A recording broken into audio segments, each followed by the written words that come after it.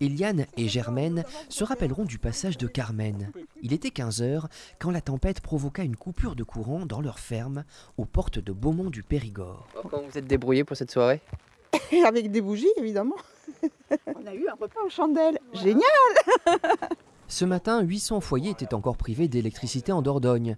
Sur le terrain et sous la pluie, une quarantaine de techniciens d'Enedis s'affairaient pour tout remettre en ordre. Ici, c'est une ligne de 20 000 volts qui s'est retrouvée à terre. Soulage le poids du tire-vite là un peu là. Alors ici, nous sommes sur une butte, une zone exposée au vent, sur laquelle on suppose que les deux fils se sont touchés. Et lorsqu'ils se sont touchés, ça fait un court-circuit et ça a rompu un des conducteurs. Donc l'objectif est de remonter le conducteur, de le réparer. On doit manchonner, c'est-à-dire qu'on remet un manchon sur le fil de chaque côté. Et ensuite, avec une presse hydraulique, on vient sertir. La tempête aura privé de courant 10 500 foyers en Périgord, dans le Bergeracois principalement. Des coupures sans grande conséquence, puisque 80% des personnes touchées ont récupéré l'électricité dans la soirée. La plupart du temps, ce sont des arbres tombés sur les lignes qui ont perturbé le réseau.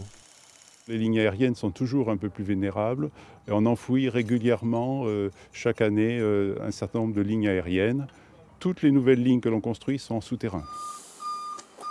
500 km de lignes ont été enterrés ces 5 dernières années, sur un réseau total de 24 000 km en Périgord. Il y a encore du travail avant de sécuriser l'ensemble.